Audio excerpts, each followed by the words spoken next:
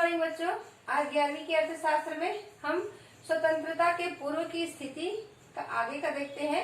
उसमें हम पढ़े हैं कृषि की दशा पढ़े हैं, उद्योग की दशा पढ़े हैं, विदेशी व्यापार देखे हैं, औद्योगिक संरचना देखे हैं। अभी देखते हैं जनांग की स्थिति। उस समय जनसंख्या की स्थिति कैसे थी? तो उस समय अत्यधिक गरीब हमारा देश जो है बहुत गरीब था।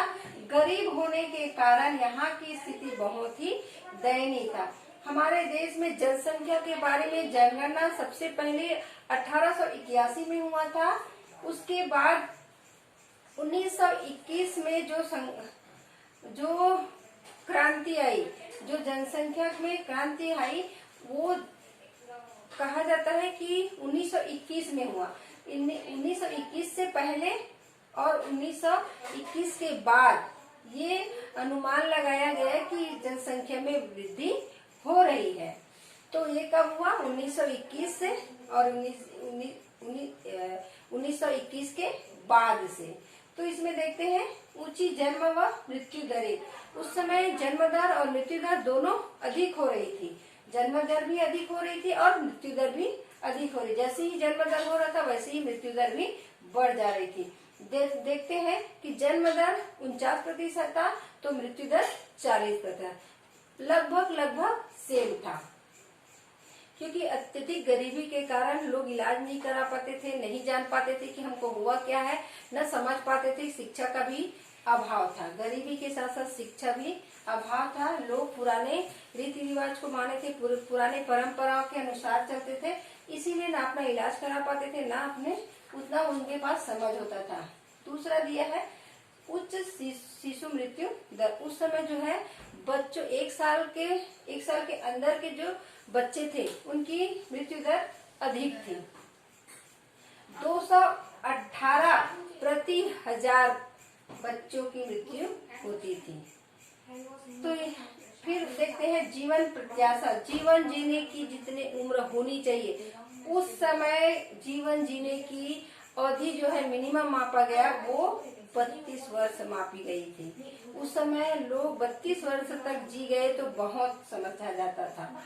उस समय जीवन प्रत्याशा 32 वर्ष मापा गया था। निम्न साक्षरता दर। उस समय की जो साक्षरता दर भी निम्न थी। 16% व्यक्ति साक्षर थे। उस समय की स्थिति इतनी खराब, इतनी गरीबी कि लोगों के पास खाने को नहीं रहता था, तो शिक्षा के बारे में कौन सोचता था। तो शिक्षा दर 16% था। जिसके घर खाने को है, अच्छा थोड़ा सा सभ्य है, उन्हीं के घर पढ़े लिखे होते थे। अब देखते हैं पांचवा, आधारित संरचना। वो आधारित संरचना क्या है? हमारे देश की आधारभूत संरचना। जो व्यापार करता है, व्यापार से जुड़ा हुआ क्या क्या है, उसके सहायक जो उसके व्यापार को बढ़ाने में हमारी सहायता करते हैं, तो वो आधारभूत संरचना होता है। उसमें देखते हैं रेल परिवहन। रेल परिवहन भी किसकी देन है? अंग्रेजों की ही देन है।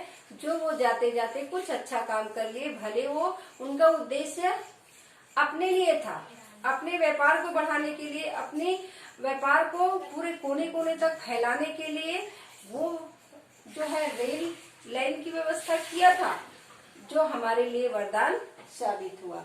रेल की जो शुरुआत है 1950 में हुई थी और ये अंग्रेजों द्वारा की गई थी। तो कोने कोने से वो व्यापार फैला के रखे थे। अब वो भी हमारे लिए सहयोग बना। व्यापार के लिए, कृषि के लिए हमको इसमें सहायता मिलती है। हम अपने उद्योग को, अपने व्यवसाय को बढ़ा सकते हैं। इसमें जो है एक तो कृषि को इससे जो सांस्कृतिक जो धरोहर है हमारे, जितने भी हम घूम सकते हैं, अपने सांस्कृतिक धरोहर को देख सकते हैं। जो हमारे तीर्थ स्थल है उसको हम उसमें घूमकर देख सकते हैं, चारों तरफ घूम सकते हैं। उसके लिए फायदा था ये रेल सुविधा। परंतु जो हम अपने कृषि का सामान बेचने के लिए, कृषि व्यापार का सामान अगर बेचने के लिए हम इसको यूज करते थे तो उसमें घाटा होता था। दूसरा है सड़कें। सड़क भी हम कहते हैं कि ये भी अंग्रेजों की ही देन थी। सड़क का शुरुआत अंग्रेज कर चुके थे। बहुत कम मात्रा में किए थे। पैसे की कमी के कारण उतना विकास नहीं हुआ था, परंतु जहाँ जहाँ जरूरी है, जो अच्छी जगह है, मेन जो लाइन जुड़ता था, वहाँ तक सड़कों की व्यवस्था हो गई थी। ये भी व्यापार को आगे बढ़ाने में हमारे सहयोग करते हैं। तीसरा है संचार के साधन। संचार के साधन का भी शुरुआत अंग्रेजों ने ही किया था। डाकघर का जो संचार के साधन है, टेलीफोन है, डाकघर है, इनका शुरुआत अंग्रेजों ने ही कर दिए थे। ये भी एक हमारे संचार के साधन को बढ़ाने में पूर्ण सहयोग देता है, क्योंकि हम व्यापार करते हैं तो ये हमारे लिए बहुत ही उपयोगी साबित होता है। जल परिवहन। जल परिवहन व्यापार का बहुत महत्वपूर्ण साधन है। जल परिवहन के द्वारा हम विदेशों के साथ व्यापार संपर्क बनाए रखते हैं, व्यापार करते हैं। तो ये भी उसी समय से शुरुआत हो गया था। सबसे शुरू व्यापार का यही एक जरिया था। लोग जल मार्ग से ही अपना व्यापार करते थे, तो ये पहले से ही हमारे पास था। अब देखते हैं व्यवसायिक संरचना। व्यवसाय का जो संरचना है, हम व्यवसाय करते हैं, जो व्यवसाय करते हैं उनकी संरचना कैसी है। हम व्यवसाय करते हैं जो कृषि के लिए हम करते हैं, तो कृषि व्यवसाय है, तो उसके लिए थोड़ा सा बदलाव हो गया है। कृषि व्यवसाय कर रहे हैं या जो हम अपने हस्तकला है, शिल्पकला है, जो भी कर रहे हैं व्यवसाय, औद्योगिक जो भी सामान बना रहे हैं, उनका भी उस समय उतना ये नहीं था। सड़क का उपयोग किया गया है, रेल का उपयोग किया गया है, तो उसमें कृषकों को उतना लाभ नहीं हुआ है। घूमने के लिए सड़क का उपयोग ज्यादा हमको लाभ मिला, परंतु जो हमारे कृषि व्यवसाय के लिए वो उतना हमको लाभदायक नहीं लगा, उसमें हमको हानि हुई है। विच्छेदित अर्थव्यवस्था में देखेंगे, विच्छेदित अर्थव्यवस्था में भारत और पाकिस्तान, क्योंकि अंग्रेज जो है फूट डालो राज्य करो की नीति अपनाए, वो जाते जाते अपनी कूटनीति का प्रयोग करते गए और भारत और पाकिस्तान को दो भागों में बांट दिए, भारत और पाकिस्तान, और इसका फायदा उठाकर वो चले गए। विभाजन के बाद देश में दंगे हुए, लड़ाई हुए, लूट मार हुए, और इससे क्या है, देश की स्थिति बिगड़ गई, तहस नहस हो गया, धन संपत्ति सब नष्ट हो गया। तो विच्छेदित अर्थव्यवस्था छोड़ के गए वो।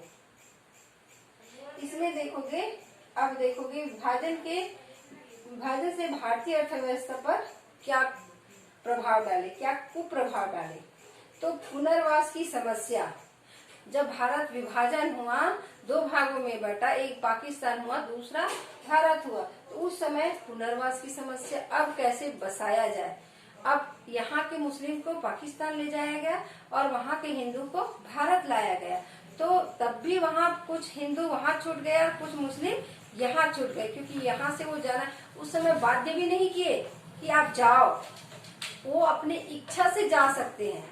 जिसको जाना है वो जाए, जिसको आना है वो आए।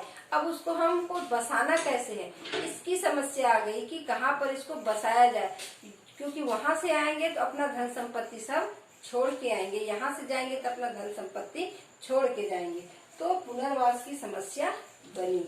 उसके बाद है कच्चे माल का अभाव। कच्चे माल का अभाव हुआ, जितने भी उद्योग थे वो भारत में रह गए और जितने भी कृषि योग्य जमीन थी वो पाकिस्तान में चला गया, तो उद्योगों को कच्चा माल मिलने का अभाव होने लगा। कच्चा माल मिल नहीं रहा था तो उद्योग जो है बंद होने लगा, क्योंकि जितना माल उसको चाहिए, उद्योग को जितना माल चाहिए उतना मिल नहीं रहा था, कम उत्पादन हो रहा था, क्योंकि कम कच्चा माल में भले उसकी क्षमता अधिक हो परंतु उत्पादन वो कम हो रहा था, तो धीरे धीरे उसको बंद करना पड़ गया। तो कच्चे माल का अभाव होने लगा, क्योंकि पूरा कच्चा माल जो कृषि है, बहुत सारे कृषि भूमि में उन्नत भूमि जो है पाकिस्तान में चला गया था। खाद्य समस्या, खाद्य की समस्या भी वही हुई कि हमारे देश में खाद्य की जितने भी अच्छे उत्पादन का जो क्षेत्र है वो पाकिस्तान में चला गया और हमारे देश में जो उद्योग है वो हो गया, तो खाने की भी समस्या हो गई, क्योंकि बहुत सारा पंजाब और पाकिस्तान में गेहूं और चावल का उत्पादन अधिक होता था, तो वहां से खाद्य पदार्थ आता था, तो उनकी भी समस्या होने लगी। संकुचित बाजार भी संकुचित हो गया, क्योंकि हमारे उद्योग में बना हुआ सामान, हमारे यहाँ बना हुआ सामान हम पूरे भारत के कोने कोने तक बेचते थे, तो हमारा बाजार जो है विस्तृत होता था। परंतु पाकिस्तान अलग होने से हमारा सामान पाकिस्तान जा नहीं रहा था, तो हमारा जो बाजार है वो सीमित हो गया, संकुचित हो गया, क्योंकि जो सामान हम पाकिस्तान में पूरा बेचते थे वो बंद हो गया, तो कम हो गया, तो ये संकुचित बाजार की स्थिति आ गई। आज ये जो हमारा पाठ है स्वतंत्रता के पूर्व की जो स्थिति है वो आज ये समाप्त हो गई। आगे के अध्याय में हम और देखेंगे जो क्या है, कैसे है, उसका हम आगे पढ़ाएंगे।